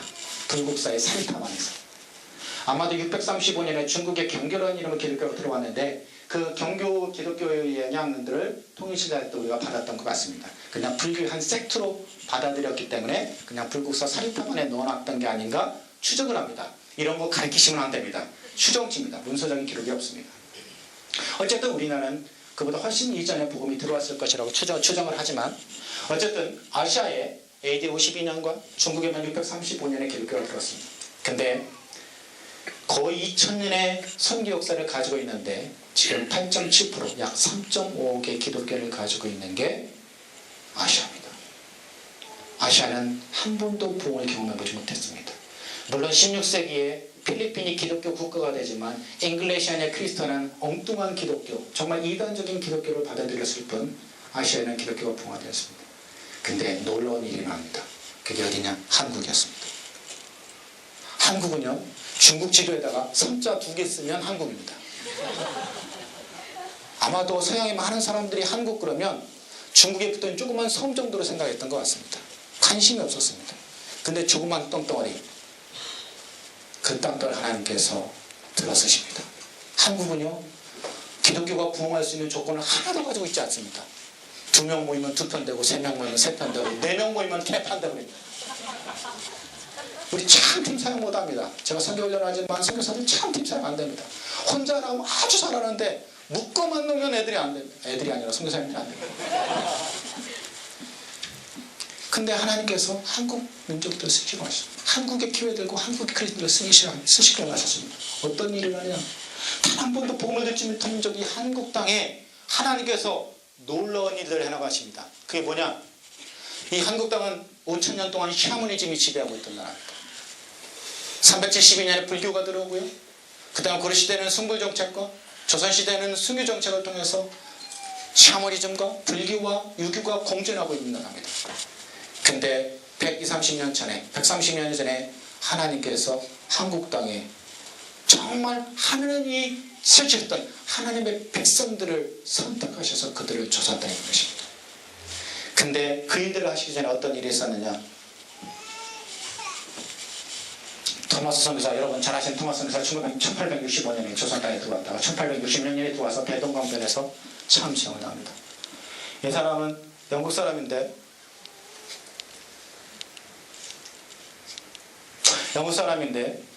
조선에 가서 복음을 전하기 위해서 조선 땅에 왔다가 복음 한 번도 전하지 못하고 대동강변에서 참수형을 당합니다.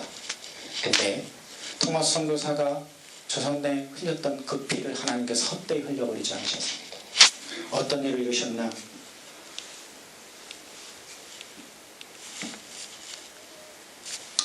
중국에 전어스 선교사라는 사람이 있었네요. 전어스 선교사가 고려문이라는 곳에 와서 조선의 청년들을 만납니다.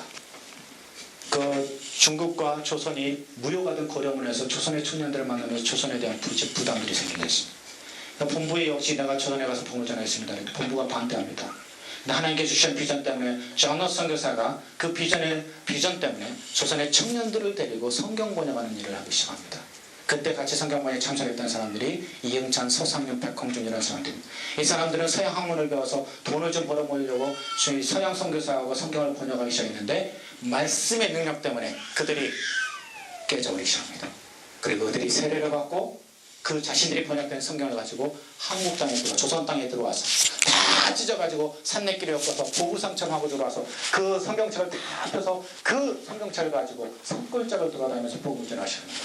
보통 선교사가 들어와서 문화를 배우고 언어를 배우고 그리고 그들에게 복음을 전해서 그들의 사람들이 만들어지면 교회를 세우는 것이 일반적인 선교의 어떤 순서인데 한국 땅은 한국 사람들에서 교회가 세워지고 한국 사람들의 성경이 번역됐습니다.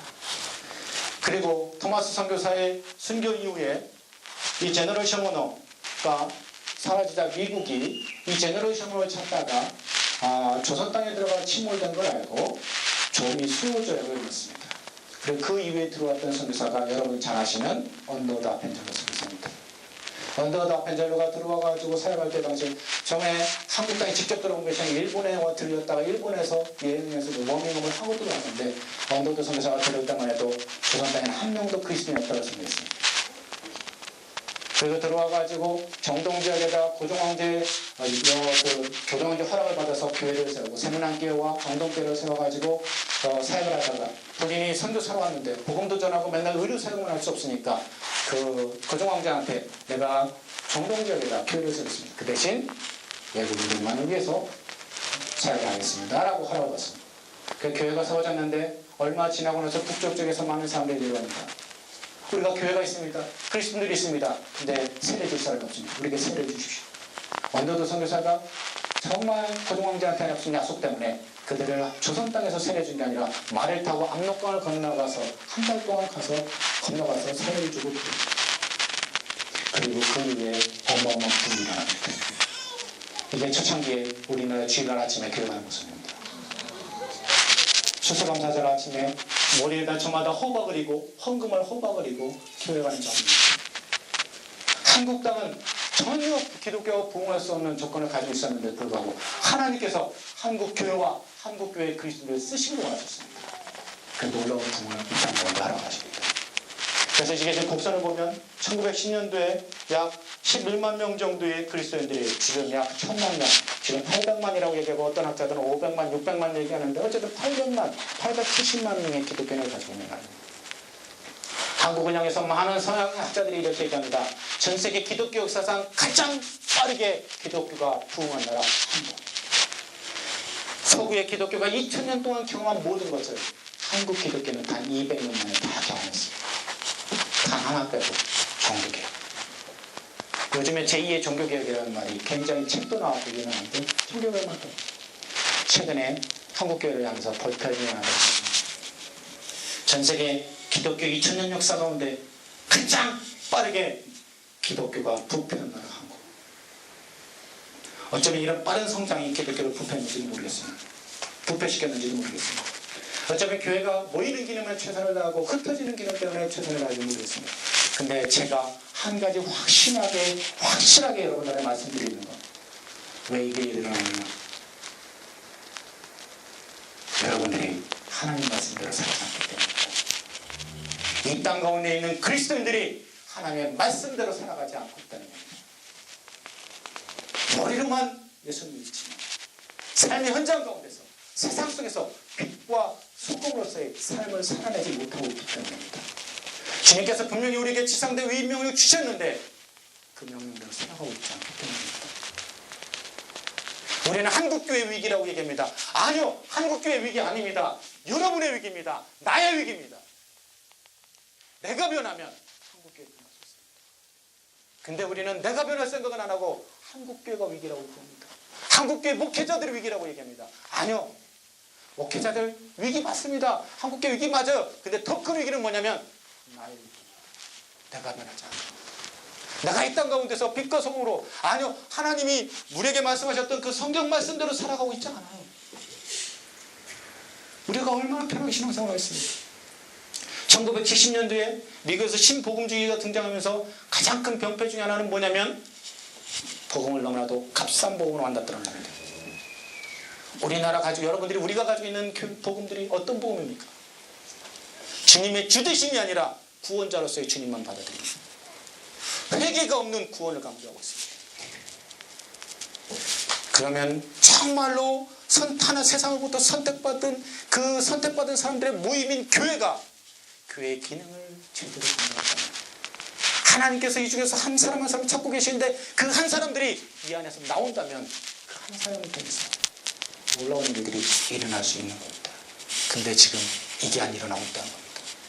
지금 24,742명의 선교사들이 나가 있는데 지금 더 이상 선교사들이 드러나지 않습니다. 1년이면 1,000명, 2,000명씩 늘어났던 선교사가 작년에 425명 늘어났습니다. 선교사들의 숫자가 이럴진데 평신도들과 교회의 숫자는 요즘은 교회에서 농담처럼 이렇게 얘기합니다. 줄어들지 않으면 성장되라. 왜 지금 밖에는 4천만 명 이상이 안 믿는 사람들이 있는데 왜 그들을 우리가 교회로 인도하지 못합니까? 왜 앉아가지고 줄어들지 않으면 성공이라는 말들을 해야 됩니까? 내가 지금 만나는 사람 중에, 내가 지금 사랑하는 사람 중에, 내 가족 중에 아직 안 믿는 사람들이 있는데 예수 그리스도 외에는 구원의 길이 없다는 것들을 여러분이 수도 없이 내세우고 있으면서 왜 세상 속에서, 가정 속에서, 직장 속에서 나의 가장 사랑하는 사람들에게 유일하게 살 수 있는 방법들을 안 알려주십니까? 결국 문제는 뭐냐? 나의 위기라는 겁니다. 하나님께서는 지금 내가 누구를 보내며 우리를 위해서 갈 거라고 말씀하시면서 한 사람 한 사람 좀 찾고 계십니다. 한국교회가 교회 치유선지의 감책물을 다 요즘 교회들이 재정적으로 어려지면서 가장 먼저 삭감하는 게 선교입니다. 기독교인의 감수와 헌신을 드려요. 24,742명 중에 20대는 4.4%밖에 되지 않습니다. 저희 침례교단이 교인 수 대비 교회 수 대비 가장 많은 선교사를 내보냈습니다. 미국 남침례교가 3,000명당 1명, 우리나라 장로교가 1,300명당 1명, 저희가 1,000명당 1명, 4개 교회당 하나의 선교사를 파송했습니다. 한국 평균이 4.4%인데 저희 교단 20대 선교사가 1%밖에 되지 않습니다. 젊은이들이 더 이상 헌신하지 않습니다. 여러분 교회를 보시면 알 겁니다. 젊은이들이 점점 줄어들고 있습니다. 물론 큰 교회, 원주리교회나 이런 영락교회, 성락교회 이런 큰 대형 교회들은 젊은 애들, 청년들이 많이 들어서 근데 대부분의 교회들은 젊은이들 없습니다. 다 할머니, 할아버지들 만들어져야 됩니다. 근데요, 하나님께서 130년 전에 한국의 교회와 한국의 그리스도인들을 들어 쓰셨던 것처럼 이 복음은 흘러가게 되어 있습니다. 언젠가는 여러분들이 아니라 중국교회를, 인도교회를 들어 쓰실 것입니다. 그 10여 년 전만 해도 어떤 얘기를 했느냐, 이제 전 세계 복음화의 파트는 한국교회에서 중국교회로 넘어갔다고 얘기했습니다. 근데 최근에 많이 바뀌어져 있습니다. 제가 지금 한국 얘기했는데 중국 잠깐 얘기를 하면 1949년에 모택동이 중국 공산주의 인민공화국을 선포할 당시 기독교인의 인구가 510만이었습니다. 개신교 190만 정도밖에 되지 않았습니다. 기독교는 635년에 들어왔습니다. 1300년, 1400년간 복음을 전했지만 1949년에 510만, 개신교 190만, 1966년에 문화혁명이 일어나면서 모든 선교사들 다 추방하고 어마어마한 박해가 시작됩니다. 1966년부터 1969년 3년 사이에 중국의 모든 기독교가 황폐화되기 시작합니다. 그래서 많은 사람들이 이렇게 얘기했습니다. 야, 이제 중국 선교는 끝났다. 근데 웬걸요? 1969년부터 놀라운 일이 일어나기 시작합니다. 지하교회에 숨어있던 신자들이 다 드러나서 순회전도 활동을 시작하면서 지금 2013년도 현재 1억 4천만의 기독교를 가지고 있는 게 중국교회입니다. 선교는 교회 부흥이 우선시돼야 됩니다. 그렇기 때문에 중국교회가 감당할 수 있을 것이라고 봤습니다. 그래서 우리도 바톤을 넘겨주려고 했습니다. 근데 아직까지 중국교회가 아직 그 준비가 안 됐습니다. 어쨌든 이 복음이 5년 후에, 10년 후에는 중국교회를 통해서, 인도교회를 통해서, 브라질 교회를 통해서, 다른 제3의 교회를 통해서 하나님께서 이 복음을 계속해서 흘러가게 하실 겁니다. 근데 중국교회가 준비될 때까지, 인도교회가 준비될 때까지 하나님께서는 하나님의 백성들이 한국교회와 한국교회 그리스도인들을 쓰시길 원하십니다. 우리는 그때까지 중국교회가 준비될 때까지 인도교회가 준비될 때까지 우리는 그 사역들을 감당해야 됩니다. 근데 그 사역을 감당할 때 여러분 모두를 다 선교지로 나가라는 말씀 아닙니다. 제가 선교훈련을 하고 있는데 선교훈련에 보면 보통은 아무것도 안 하고 있다가 그냥 나 선교지 가겠습니다 하고 와서 오는 분들이 있습니다. 아니요. 여러분들 삶의 현장 가운데서 여러분 신앙 현장 가운데서 선교사로서의 체질과 능력이 인정받는 사람들이 선교사 갈 수 있는 겁니다. 여기서 최선을 다해서 복음 전하고 여기서 최선을 다해서 제자들 양육하고 말씀을 전했던 사람들이 야 이제는 됐다. 너 지금 여기서 하지 말고 저 아프리카 가서 좀 하지 않겠니? 이런 사람들이 가야 되는 게 선교입니다. 선교사는 하루아침에 만들어지는 것이 아니라 오랜 시간을 통해서 삶과 신앙 현장 가운데서 준비되어진 사람들이 가서 열방 가운데 살아가는 게 선교입니다. 그냥 아무것도 안 하다가 저 학생들 중에 저는 선교 열심히 하는 사람들 중에 선교 동아리도 안 가고 선교사도 안 만나고 아무것도 안 하다가 느닷없이 선교 간다고 오는 친구도 있습니다. 아니요. 여러분들이 지금 이 땅 가운데서 선교사적 삶을 살아가는 일들을 계속할 때 여러분들을 통해서 놀라운 일들이라고. 여러분들에게 하나님께서 말씀하십니다. 너희가 땅끝으로 가라. 여러분들의 땅끝이 어디입니까? 저 아프리카입니까? 우리가 정반대로 있는 남미입니까? 아니요. 우리들의 땅끝은 어디냐? 예수 그리스도 알지 못하는 영혼들이 있는 곳이 땅끝입니다. 어쩌면 여러분들이 가장 가까이 있는 곳이 땅끝입니다. 그곳으로 가야 됩니다. 여러분의 직장으로, 여러분의 가정으로, 여러분의 이웃으로, 여러분들이 지금 소속해 있는 곳으로 가야 됩니다. 그래서 그곳에서 아직까지도 예수 그리스도 알지 못하는 사람들이 복음 전해야 됩니다. 저는 최봉호 목사님한테 말씀을 들을 때 여러분 모두가 그 일들을 감당하고 있는 사람들이라고 들었습니다. 사실은 제가 강의하러 왔지만 아까 간증을 통해서나 찬양을 통해서 제가 더 은혜를 많이 받습니다. 요즘에 제가 너무나도 이 업무에 지치다 보니까 이런 강의 가가지고 잠깐 동안 찬양하는 걸 통해서 기도하는 걸 통해서 간증하는 것으로 제가 더 오히려 은혜를 받고 도전을 받는 경우가 많습니다. 저는 여러분들이 지금 200여 명의 모임 여러분들이 있는데 저는 여러분들 때문에 저 한국교회는 소망이 되어서 합니다. 한국교회에 800만 명이 하나님께서 다 필요하시냐? 아니요.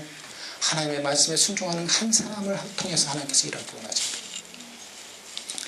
여러분들에게 하나님께서 뭐라고 하시냐? 땅끝까지 가라고 말씀하십니다. 우리에게 지상대 위임 명령을 주셨습니다. 지상명령이라고 할 때 여러분들은 땅짓자 지상명령을 생각합니다. 하나님께서 이 땅 가운데 주셨던 명령. 근데 땅짓자가 아니라 이래짓자입니다. 더 이상 이를 때는 최고의 명령이 지상명령입니다. 그게 뭐냐면 너는 모든 족속에 가서 제자 삼으라는 지상대 위임 명령이 있습니다. 근데 이 지상대 위임 명령을 강조하다 보니까 문제가 생깁니다. 너무나도 강조하다 문제가 생겼습니다. 우리나라는 아주 냄비 기질이 있어가지고 한쪽만은 그냥 축척 파는 기질이 있습니다. 하나님께서 우리에게 주셨던 명령이 있습니다. 지상대 계명. 마태복음 24장에 보면 22장에 보면 하나님을 사랑하고 내 이웃을 사랑하는 내 이웃을 내 몸같이 사랑하는 것입니다. 내가 땅끝으로 가라. 예루살렘 가운데다 사마리아 땅끝까지로 내 증인되리라는 말씀하셨지만 하나님께서 우리에게 주셨던 또 하나의 명령 지상대 계명. 하나님을 사랑하고 내 이웃을 내 몸같이 사랑하라. 여러분 선교가 교회의 본질이라고 생각하십니까? 여러분들이 이 땅 가운데 선교사를 이미 보내받은 사람이라고 믿으십니까? 그럼 여러분들한테 자문해 보십시오. 내가 진짜 하나님을 사랑하고 있느냐? 내가 지금 내 이웃을 사랑하고 있느냐? 내가 하나님도 사랑하지 않으면서 내가 내 이웃도 사랑하지 않으면서 선교한다? 복음 전한다? 아니요. 거짓말입니다. 정말 내가 선교를 하기만 한다면 더 우선시 되어야 되는 건 내가 하나님을 사랑하는 내가 내 이웃을 사랑하는 여러분이 내 이웃을 사랑한다 한다면 내 이웃을 내 몸같이 사랑한다 한다면 선교 명령 더 이상 얘기할 필요 없습니다. 사랑하는 사람한테 구원의 유일한 방법을 전하지 않겠습니까? 이 지상 대계명과 지상 대위임 명령의 공통점과 차이점이 있습니다. 공통점은 뭐냐? 주님 오실 때까지 우리가 최선을 다해서 지켜야 될 명령이 이 두 가지 명령입니다. 차이점이 있습니다. 지상 대계명령 우리가 주님 오실 때까지 완수해야 되는 명령이 지상명령입니다. 근데 저는 이 두 가지 명령의 사이에 하나가 더 있다는 겁니다. The Great Cooperation. 내가 서로 하나 되라 이렇게 하십니다. 이 하나됨을 통해서 사람들이 예수 그리스도를 믿게 될 것이라고 말씀하십니다. 여러분 하나됨의 모습이 있습니까? 여러분이 소속된 공동체에서 하나됨의 모습이 있습니까? 교회 안에서 하나됨의 모습이 있습니까? 예수님께서 아버지와 나가 하나 되는 것처럼 너희도 하나 되라 말씀하시는데 나는 주변에 있는 사람들 미워하면서 내 주변에 있는 사람들 용납하지도 못하면서 내가 선교하겠습니다. 내가 복음 전하겠습니다. 아니요. 정말 내가 하나님 사랑하느냐? 내가 내 예술 대문같이 사랑하느냐? 내가 소속된 공동체에서 하나됨의 모습이 있느냐? 이런 것들이 먼저 점검이 돼야 됩니다. 너무나도 지상대의 위명령인 땅끝까지 이르는 증이 되라는 말씀을 너무나도 강조하다 보니까 어떤 게 됐느냐? 그냥 가는 것만 포커스를 맞추다 보니까 더 Great Omission보다 Great Commission 가르쳐 지키게 하는 것에 대해서는 우리가 너무 소홀했던 것들을 보게 됩니다. 여러분들이 양육하는 여러분들 모임에서 양육하는 사람들이 정말 이 땅 가운데서 주님의 말씀에 순종하면서 하나님의 말씀대로 살아가고 있습니까? 가르쳐 지키게 하고 있습니까? 아니면 값싼 복음만을 그들에게 전달하고 있습니까? 회개가 없는 구원만을 강조하고 있습니까? 주님의 주대신이 아닌 구원자로서 예수님만을 소개하고 있습니까? 여러분 미량이라는 드라마 보시면 전도연이 그 죄인을 자기 아들을 납치해가 죽였던 죄인을 용서하라고 합니다. 근데 그 죄인이 뭐라고 얘기하면 살인범 뭐라고 얘기합니까? 아주 온화한 얼굴로 내가 구원받았습니다. 그랬답니다. 이게 기독교의 단면입니다. 참 얼마나 마음이 아프십니까? 얼마나 애통하십니까? 제가 책임자입니다. 잘못했습니다. 제가 그때는 예수 그리스도 알지 못하고 정말 잘못했습니다. 용서해 주십시오. 근데 저 같은 죄인도 하나님께서 구원하셨습니다. 이렇게 돼야 됩니다. 근데 회개도 없이 그냥 하나님께서 나를 구원하셨습니다라는 얘기하니까 전도연이 돌아버리잖아요. 그게 미량이 들어가는 미량이라는 영화의 내용 아닙니까? 저는 그 영화가 많은 것들을 시사하고 있다고 생각합니다. 우리는 너무나도 십자가를 강조하다 보니까 부활을 놓쳐버렸어요. 너무나도 구원만을 강조하다 보니까 주대신을 놓쳐버렸어요. 너무나도 구원을 강조하다 보니까 회개를 놓쳐버렸어요. 너무나도 가는 것만을 강조하다 보니까 가르쳐 지키는 것들 놓쳐버렸어요. 저는 Great Commission, The Great Cooperation, The Great Commandment 이 세 가지가 순차적으로 같이 가야 된다고 생각합니다. 이제 이 모든 것들은 여러분한테 달렸습니다. 여러분들이 이 땅 가운데서 삶의 현장 가운데서 신앙의 현장 가운데서 여러분들의 가정 속에서 여러분 직장 속에서 그리스도의 하나님께서 찾으시는 그 한 사람으로서의 삶을 살아내느냐 안 되느냐. 어떤 사람은 여기서 은혜 받고 또 갑자기 선교사로 간다고 또 목사 된다고 하시는 분들도 있을지 모르겠습니다. 하나님께서 여러분 모두를 다 선교사로 부르지는 않았습니다. 특별한 의미의 선교사. 이미 여러분들이 이 세상 가운데 보내받은 선교사적 삶을 살아가는 선교사들이지만 이 중에서도 물론 또 전문인 선교사로 아니면 평신도 선교사로 아니면 비즈니스 선교사로 아니면 정말 풀타임 선교사로 부르신 분들도 있을지 모르겠습니다. 근데 여러분들이 받은 은사와 달란트를 가지고 이 땅 가운데서 세상 가운데서 열방 가운데서 빛과 소금의 역할을 감당하며 그 삶을 살아낼 때 여러분들을 통해서 전 세계 복음화는 가능할 겁니다. 그거는 하나님께서 하실 겁니다. 여러분들을 통해서 이제 여러분한테 달려 있습니다. 많은 사람들이 교회 위기라고 계지만 우리의 위기입니다. 나의 위기입니다. 선교는 거대한 철문을 밀고 갔습니다. 지금 볼 때는 암담해 보입니다. 선교 통계학을 얘기하는 사람이 전 세계 복음화는 불가능할 거라고 얘기합니다. 왜 불가능할 거라고 얘기하느냐? 지금 2000년의 시간 동안 어마어마한 피를 흘려가면서 복음을 전했는데 아직까지 전 세계 복음화는 10%밖에 되지 않습니다. 많이 잡아야 30%입니다. 많은 사람들이 잘못된 복음을 가지고 있습니다. WC 시대에 날리고 또 정말 수용주의적 그리스도인 예수 그리스도를 통해서만 구원받을 수 있다. 하지만 모든 종교 안에 예수 그리스도가 있다라는 포괄주의적 수용주의적 그리스도를 가지고 신앙들을 가지고 있습니다. 어쩌면 그들에게 우리에게 가서 정말 제대로 된 구원의 복음을 전해야 될지도 모르겠습니다. 어쩌면 이 땅 가운데 와 있는 많은 외국인 130만 명의 의견자들에게 복음을 전해야 될지도 모르겠습니다. 근데 사도행전 보면 예루살렘과 온 유대와 사마리아와 땅끝이라고 얘기합니다. 무슨 얘기냐? 내가 있는 곳에서부터 시작해야 된다고 합니다. 여러분의 직장과 여러분의 가정과 여러분의 곳에서부터 시작해야 된다고 합니다. 그렇기 때문에 여러분들이 지금부터 밀기 시작하면 하나님의 속에서 내려보실 때 세계 선교는 가능합니다. 그게 언제인지는 모르겠습니다. 하나님이 그 의대를 이루실 것입니다. 계시록 7장 9절에 얘기하고 있는 것처럼 각 나라와 족속과 백성을 방언해서 허다한 무리들이 하나님을 찬양하게 될 날이 곧 임할 것입니다. 여러분 멈추지 마십시오. 계속 달려나가시 바랍니다. 그리고 여러분들을 향한 하나님의 계획과 하나님의 비전들을 발견하시기 바랍니다. 그래서 정말 여러분들이 잘했도다 착하고 충성된 종이라 칭찬받을 수 있는 삶들을 이 땅 가운데서 살아내시기 바랍니다. 그러면 달란트 비유를 말씀드리는데 저는 그 마태복음 25장을 굉장히 좋아합니다. 저는 은사가 좀 없는 사람입니다. 할 수 있는 게 하나도 없어요. 뭐 찬양을 잘하는 것도 아니고 뭐 공부를 잘하는 것도 아니고 나는 왜 이렇게 생겼는지 모르겠는데 제 마태복음 25장이 저한테는 또 하나의 복음입니다. 5달란트 받은 사람이 5달란트 하겠어요. 하나님께서 말씀하십니다. 잘해도 착하고 충성된 동안 작은 일로 작은 것을 충성하게 하면 아무것도 많게 된다. 2달란트 받았던 사람은 동일하게 축복한 한자도 틀리죠. 잘해도 착하고 충성된 동안 작은 일에 충성하신 데 더 많은 것도 맡깁니다. 어쩌면 우리에게 하나님께 주셨던 달란트가 2달란트도 아닌 반달란트일 수 있습니다. 하나님의 관점은 내가 얼마나 많은 일을 했느냐, 얼마나 위대한 일을 했느냐가 아니라 얼마나 하나님 앞에 순종했느냐, 하나님의 뜻에 부합한 삶을 살았느냐를 보시고 우리를 축복하시는 분이 하나님의 관점이라는 겁니다.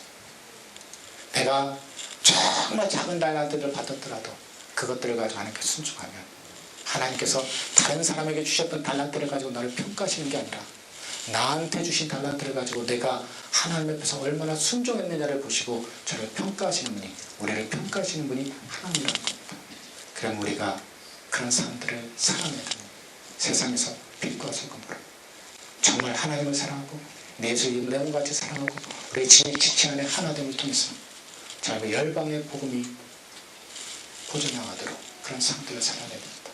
근데 전 세계는 아직까지 수없이 많은 사람들이 예수 그리스도에 대해서 복음에 대해서 듣지 못하고 있습니다. 아까 제가 자세히 말씀드렸지만 전 세계 예수 그리스도의 복음에 대해서 듣지 못한 대부분의 사람들은 가난한 사람들입니다. 특별히 아시아에 있는 사람들. 전 세계 가장 미복음에 대한 사람들 80~90%가 아시아에 살아가고 있습니다. 전 세계 가장 가난한 사람들 80~90%가 아시아에 살아가고 있습니다. 여러분 얼마나 풍족하게 사십니까?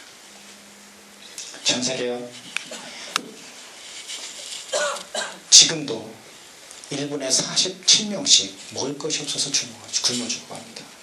가끔 이거 하는데 이거 한번 할 정도의 속도면 지금 전 세계 어딘가에서는 먹을 것이 없어서 굶어 죽어갑니다. 근데 그 사람들의 대부분은 태어나면서부터 죽을 때까지 예수님 일자도 들어보지 못한 미전도 종족들이라는 데 문제가 있습니다. 우리나라는 어떨까? 가장 성장하는 나라 미국이요 1년 동안 개밥으로 170억 불었습니다. 가장 선교 많이 하는 나라 미국이 1년에 선교비를 쓰는 게 130억 불이었습니다. 그때 당시. 지금 250억 불로 늘어났습니다. 아마 개밥도 400억 불로 늘어났을 겁니다. 개밥보다도 못한 돈을 가지고 선교하는데 가장 선교 많이 하는 나라가 미국입니다. 그럼 가장 많이 선교하는 나라 미국. 우리나라는 어떨까요? 1년에 음식물 쓰레기로 내버리는 돈이 20조 원입니다. 우리 식당 가서 아무렇지도 않게 내버리는 돈, 그 음식물 쓰레기, 그게 20조 원입니다. 돈으로 환산하면. 근데 가까이는 지금 북한에도 수없이 많은 사람들이 굶어 죽고 있습니다. 저 아프리카에, 저 아시아 땅에 수없이 많은 사람들이 굶어 죽고 있습니다. 제가 국제기아대 기구 직원이 아니기 때문에 지금 가난에 대해서 얘기하는 게 아니라 그 사람들의 대부분은 예수 그리스도를 하지 못하는, 그리고 죽어가는 잃어버린 영혼들이라고 합니다. 근데 놀라운 거는 그런 영혼들이 우리 주변에 너무나도 많다는 겁니다. 제가 천당 밑에 분당에서 살고 했습니다. 제가 분당에서 노숙자들과 결식아동들을 파악을 한 적이 있습니다. 깜짝 놀랐습니다. 이렇게 부유한 분당에서 천당 바로 밑에 사는 사람들이 이렇게 가는 사람들이 많다니, 만약에 분당이 그 정도라면 우리나라 여러분들이 살고 있는 서울특별시나 많은 지방의 많은 지역들은 다 마찬가지일 겁니다. 우린 그들에게 가야 됩니다. 그들에게 갈 한 사람 한 사람을 하나님께서는 지금도 찾고 계십니다.